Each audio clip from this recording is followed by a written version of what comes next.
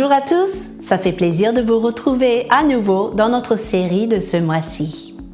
Récemment, j'ai été interpellée par un passage dans la Bible qui reflète pour moi ce que c'est un adorateur authentique. Et ce passage se trouve dans Matthieu 26, de 6 à 10. Vous pourrez le lire chez vous tranquillement, mais en deux mots, il y a une femme qui entre dans la pièce où se trouvait Jésus et elle prend une boîte, un vase d'albâtre. Elle le brise et elle déverse sur les pieds de Jésus un parfum de grand prix. C'était très cher ce parfum, mais la femme trouvait cela comme le moyen le plus expressif de son adoration et de son amour.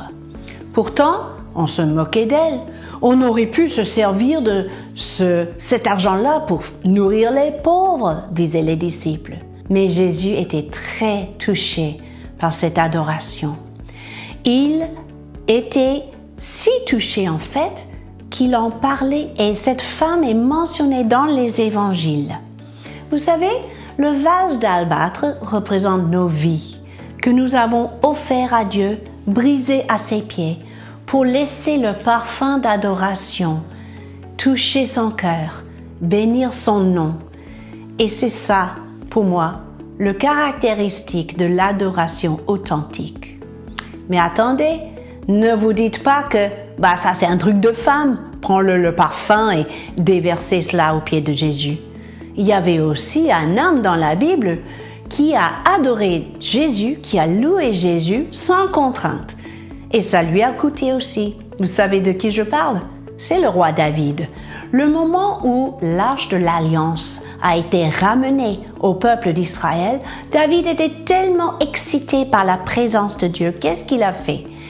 Il s'est dérobé et il s'est mis à danser, louer, crier à la folie. Il faut savoir que cela lui a coûté parce que son épouse Michal regardait de loin en le méprisant. Si vous voulez lire l'histoire, vous pourrez regarder leur échange en 2 Samuel 6, de 16 à 23. Mais David n'était pas du tout influencé par les critiques, par la négativité de son épouse. Il a même dit « Je veux paraître encore plus vil que ça, plus fou, plus indigne si vous voulez, si je sais que ça plairait à l'Éternel. » Mais vous vous rendez compte? Adorer Dieu exige un prix si on veut être authentique dans notre adoration. On dit souvent que c'est un prix cher qui coûte beaucoup. C'est un prix à payer, certes. Mais vous savez quoi? Le prix à gagner vaut bien plus que le prix à payer. La femme, elle a versé aux pieds de Jésus un parfum très coûteux. Le roi David a offert à Dieu une adoration qui était méprisée. Mais finalement, ces personnes-là, 2 exemples pour nous, hommes et femmes, dans leur vie d'adoration, dans leur expression d'amour pour Dieu, ils n'ont pas laissé les circonstances et les commentaires des autres les empêcher de tout donner pour honorer le roi des rois et le Seigneur des seigneurs. Notre Dieu est digne de recevoir notre meilleur. Est-ce que vous êtes d'accord avec moi? Je le crois. Si vous et moi, nous voulons offrir à Dieu une adoration qui est la meilleure que nous pourrons lui offrir, il y a des astuces dans notre attitude, dans notre mentalité. Par exemple, on cherche à être intentionnel et généreux dans notre adoration. On cherche à être sensible à sa présence. Quand il arrive là où nous sommes, on arrête tout pour offrir une adoration.